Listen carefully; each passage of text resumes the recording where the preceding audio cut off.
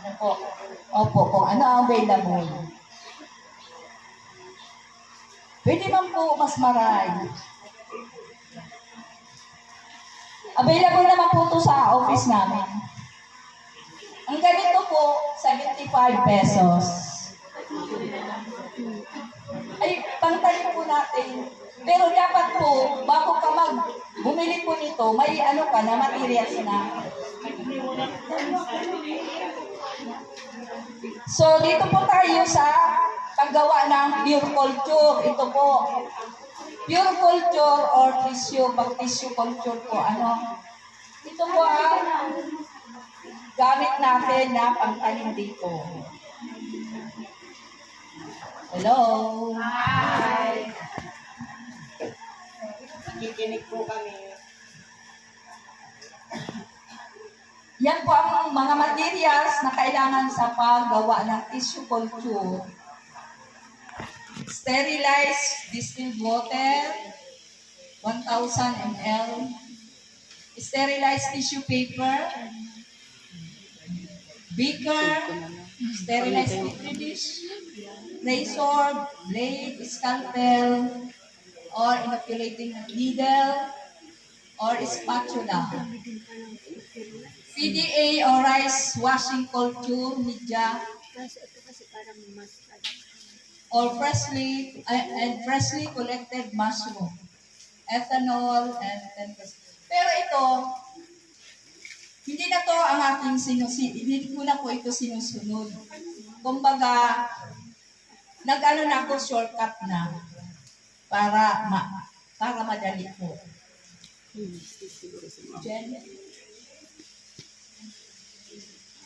Una, wash fresh.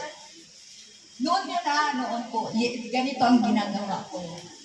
Wash the freshly collected mushroom. Diyan sa mga linya, diyan sa mga nakaano kong yan at tubig.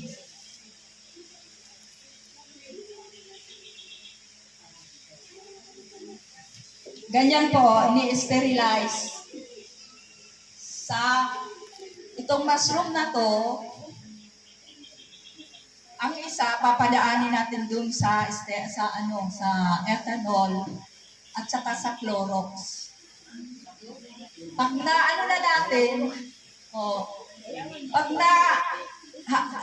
dumaan na po ito dun sa dalawang iano natin siya pa sa tubig.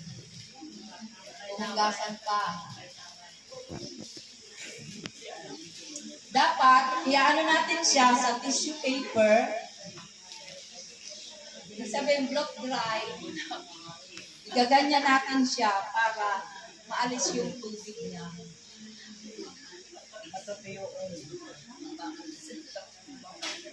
Pag na-block dry na natin siya, i-sterilize, aanohin na natin.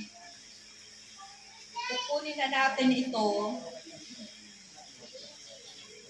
Hahatiin natin. Tapos, ito lang nasa gitna ang kukunin po natin. Ikakat natin po siya na gamit ang pwedeng blade, Cutter. pwedeng cutter, basta yung malinis, sterilize. Pag nakakuha na po tayo,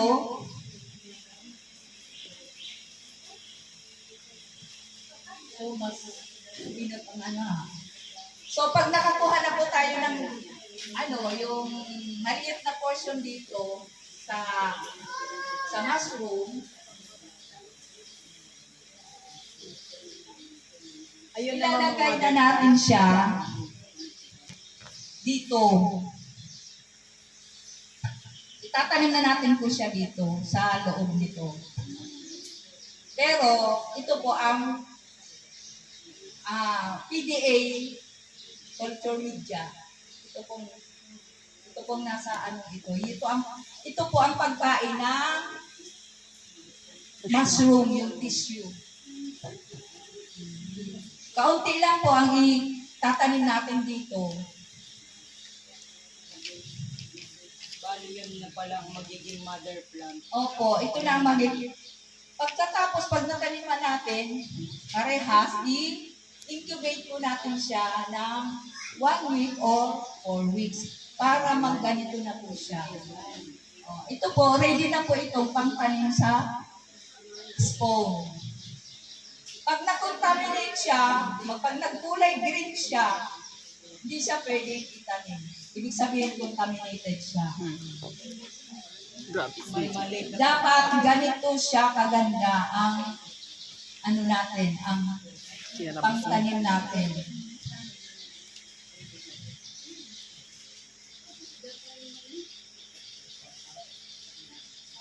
At saka pwede natin itong i-subculture or paramihin hanggang F2. F2 lang. Para maganda pa ang bunga niya. Pero pag ito kasi 4, 5, 6, 7 na, hindi na po siya. Pero kami, ito F1 ito. F1, galing mismo dito sa F0. Kaya ito, pwede itong grains to grains na sinasabi. Nagagawa ka nito, instead na ito ang gagamitin mo, ito lang itatanim mo. Okay po.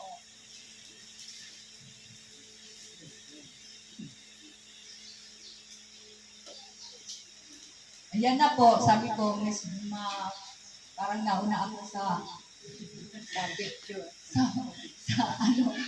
sa Israel.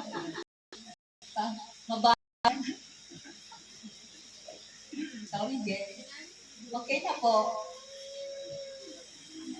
Yan na. May